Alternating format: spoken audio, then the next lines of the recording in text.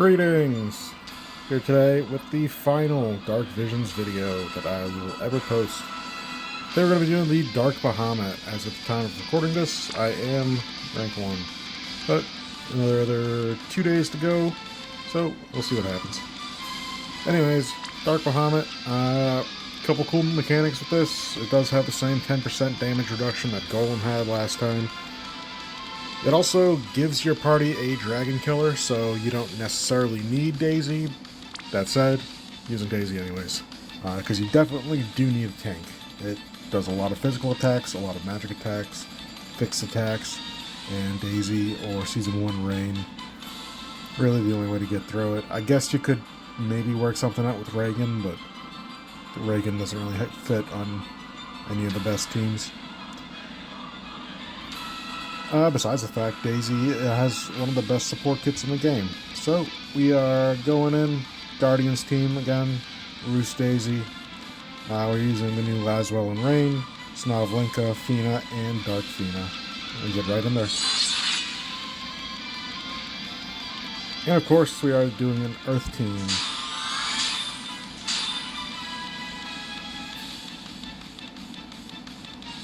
Alright, turn 1. Roost, Snovlinka, and Fina will guard. Dark Fina is going to throw up her Earth Field. Daisy will triple cast her physical cover, Fist and Peril, and physical cooldown. Rain's going to dispel the boss's buffs, break the boss, and Earth Imbue everyone. And turn 1, the boss just does some physical attacks. I think a couple of them are uncoverable, but I could have miraged with Roost there, but it's just not important. And then obviously there is the mana drain. We're going to solve that with Fina, who is going to triple cast. Sorry. Quad cast, mana restore, 800 buff, bow and peril, and status immunity for the party. Bruce is just going to throw up his 3-stack Mirage this turn. Daisy's going to magic triple cast, her Omni cover, magic cooldown, and the 1000 buff on Fina. Rain and Laswell are going to use their 1000 self buff, their Weapon and Peril ability, and then just any action, so Earth Imbue again. Snovlinka is going to Earth Field, break the boss, and anything else doesn't matter. And then Dark Fina guards.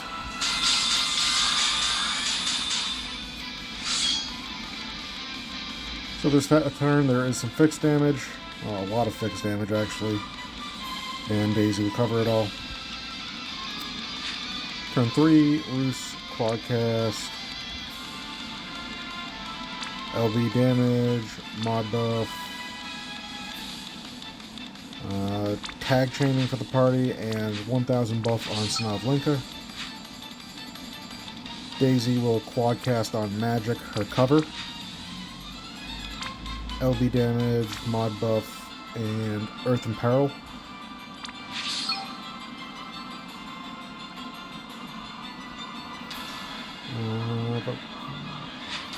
Rain Laswell, triple cast, LB, amp, mod buff, and focus. We are using his magic form.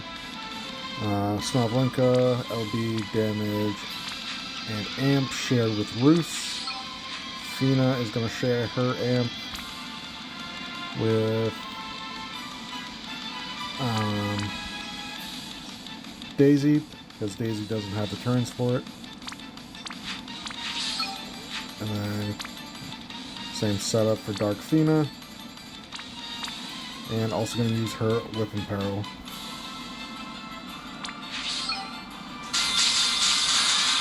And this turn is mostly magic damage, so Daisy has her magic cover up.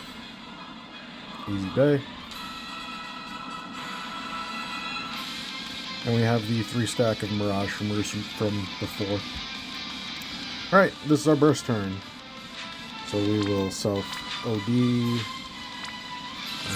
Transcendent OD, self OD, Guardians LD damage, self OD, self OD. We're also going to use Daisy's flowers for the stat buff for herself and for Dark Fina. And then finally, we'll use Roos's Field. And for my training, I'm going to solo build this chain with Daisy, and then just send everyone else after. I do have to select the elements for my mages and for Snovlinka.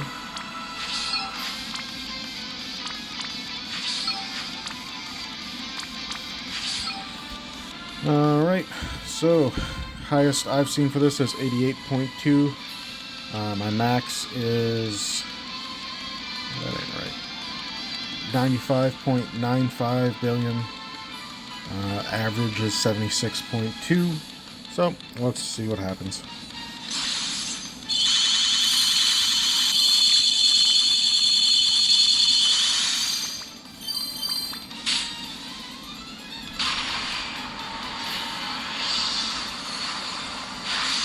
$79.8, a little above average.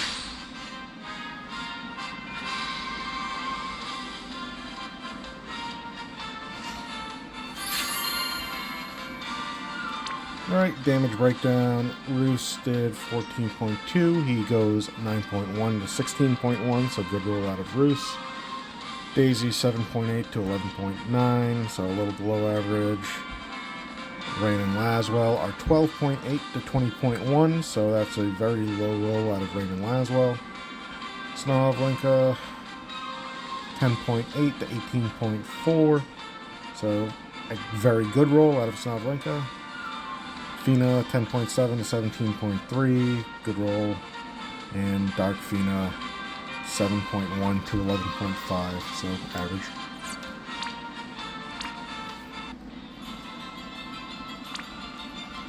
Alright, for our team, start off with the gearing.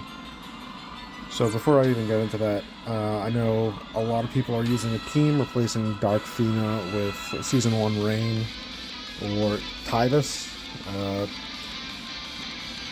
And both of those options are okay. I think Tivus is better than Season 1 Rain. Like, very, very slightly. But Dark Fina does beat him out from everything that I've calculated, based mostly on the weapon peril and the LB overdrive for Roos. Losing those two things, those units don't really cover it. Roos is on Excalibur, Mont's Armor for the Dragon Killer, that does give 50% Dragon Killer. He has 200% base, so that caps him out with the party ability. Earth Roka Vision Card, LB damage, Esper stats, True Double Hand, True Dual Wield, caps out everything. Easy day.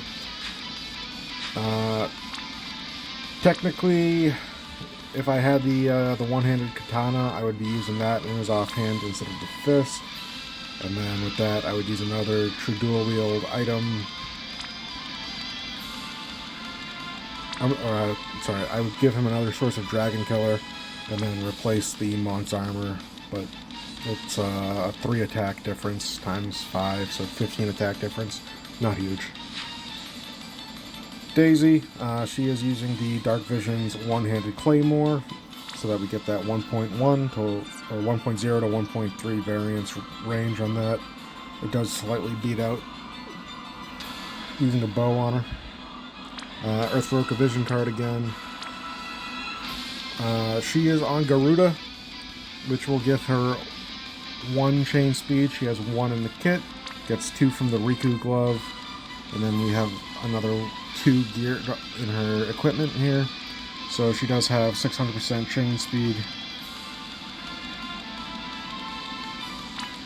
That's why, because she can do that so easily using the Riku STMR, she is a very good option to the solo build chains. She's also on Bolting Strike, so it's 2% for those hits. And I know Rain and Laswell do have the 1%, but it still comes out better just to build Rain and Laswell for everything else, because they, despite having all the killers and everything they need, they actually gear kind of shit. Anyways, Rain and Laswell talking about their gear. If you're not using their STMR, it's kind of annoying to have to use their TMR that doesn't really do anything except give you some status immunity. But Dark Vision's Claymore, Golbez Hat, it's the same magic as Fina's STMR 101. Doesn't matter which one you use. Renault's STMR, we have Chain Cap Ring on him, so that way we can fit in Esper stats. And yeah, that's it. Snovlinka is using a whip build. We do have the Dark Vision's one-handed sword for her, just as a stat stick. The whip obviously still has 1.05 to 1.55, and that is kind of the whole reason we're bringing Dark Fina here to begin with. Besides that, Esper stats. We have Garnet's TMR, which does give 50% LB damage, 50% Dragon Killer. The old, 9th anniversary Reagan, 100% Dragon Killer, 100% Dual Wield. That caps her out with the new Reagan SDMR, which gives another 100%. And then we have the Final Fantasy X Chronicle item, 88 attack, but it does give 50% LB damage to cap her out there.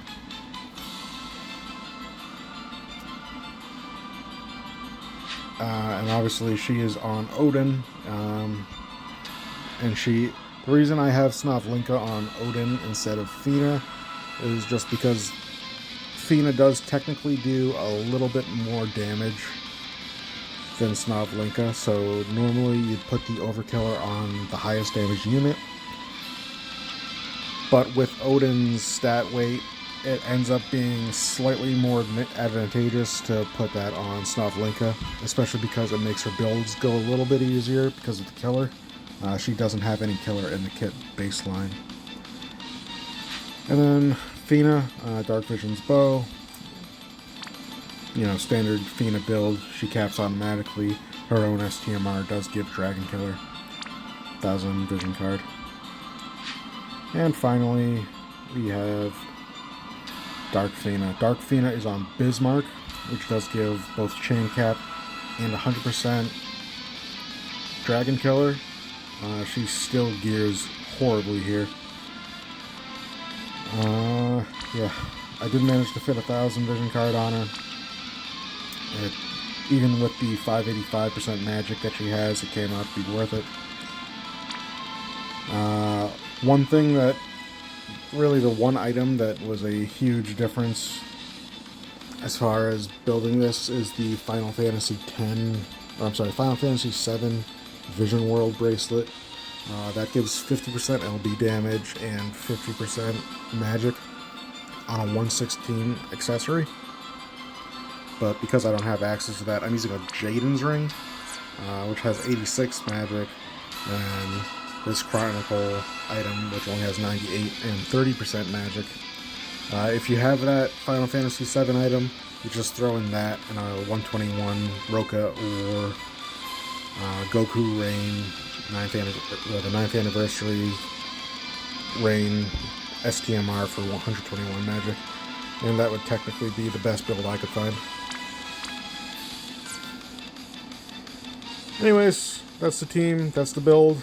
That was Final Fantasy Brave Exvius. This is the last one. And I had a lot of fun. I'm glad I came back, even if it was for a short time in Japan. I don't regret it, just because the game closed, you know, a couple months after I'm back, but hey, that's life. See ya.